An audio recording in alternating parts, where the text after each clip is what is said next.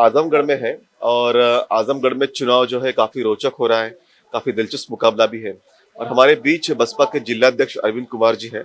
अरविंद जी, मैं जानना चाहूंगा कि आजमगढ़ एक बहुत ही हॉट हाई प्रोफाइल सीट है।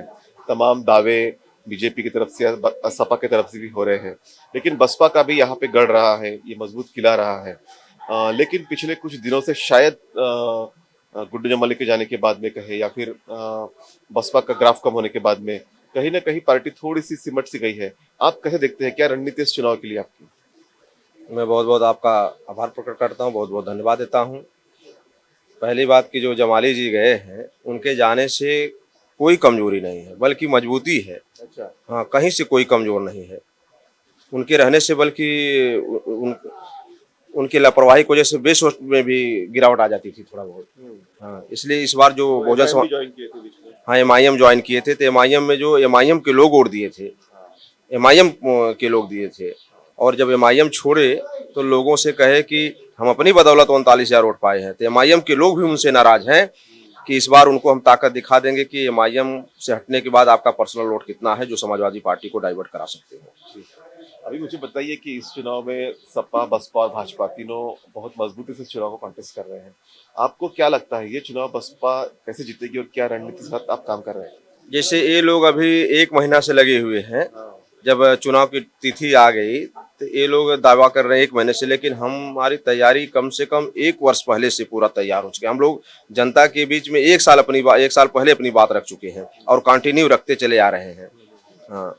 तो ये बताइए कि जैसा कि दोनों, अभी मैं बात कर रहा था कि दोनों प्रत्याशी जो है बाहरी है और बसपा का प्रत्याशी स्थानीय है, तो क्या ये मुद्दा भी चुनाव के लिए महत्वपूर्ण है? हाँ, पूरे पब्लिक में ये चर्चा है हाँ। कि समाजवादी पार्टी को आजमगढ़ का स्थानीय कोई यादव नहीं मिला, हाँ। और भारतीय जनता पार्टी को कोई यादव अगर लड़ाना ही था तो क्यों लोकल नहीं मिला।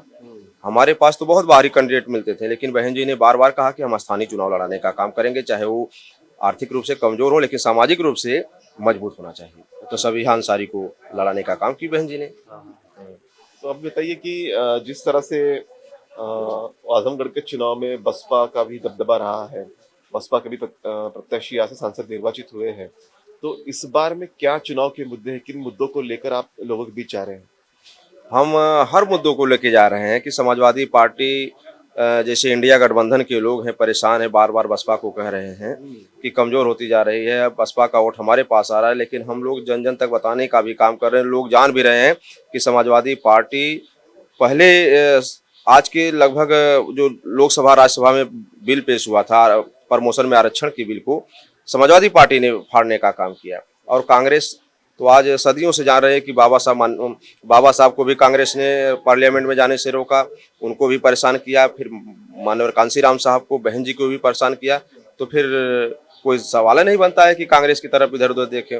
बाकी भारतीय जनता पार्टी के तो आज जो हालात चल रही है उस हालात आपने आपने गठबंधन भी तो किया था ना सपा से? हाँ, सपा से गठबंधन किया था, और गठबंधन में ऐसा हुआ कि जो सपा के लोग कैडराई नहीं है, वो लोग पहले अपना बिरादरी देखते हैं तब बाद में पार्टी देखते हैं, लेकिन बहुजन समाज पार्टी पहले पार्टी देखती है, मिशन मूवमेंट को देखती है, बाबा साहब माननीय कांशीराम, बहन कुमारी मायावती तरफ देखते हैं, तब इसके बाद कहीं कोई देखते। चाहे मैं भी अगर कहीं किसी दल से लड़ जाऊं, मुझे भी कोई दलित समाज का वोट देने वाला नहीं है।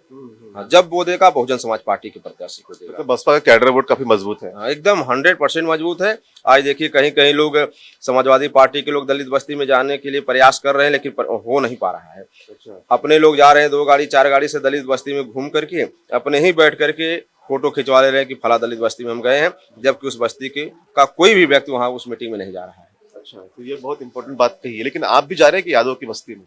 हम यादव की बस्ती में, जहाँ जहाँ जो बहुजन समाज पार्टी से कैडराइज यादव लोग हैं, वो खुद जाने की बात नहीं छोड़ी, वो अपने गांव से निकल करके यादव में जाकर के वोट मांगने का काम कर रहे हैं, जिनको बहन जी और माननीय कांशीराम साहब और बहुजन समाज पार्टी के कैडर से लैस हो। चाहे कोई भी आज जो समाजवादी पार्टी का वोट मांग रहा है यादव, कभी वो बसपा के लिए भी मांगता था, तो उसी से नकल करके तमाम यादव आज बहुजन समाज पार्टी के लिए वोट मांगने का काम कर रहे हैं। बिल्कुल, तो ये बहुत इंपॉर्टेंट बात कही है कि अगर वो दलित वोटों पे दावा कर रहे हैं, तो आप भी यादव वोटों पे दावा करने की कोशिश कर रहे हैं। तो ये थे अरविंद कुमार जी आजमगढ़ से।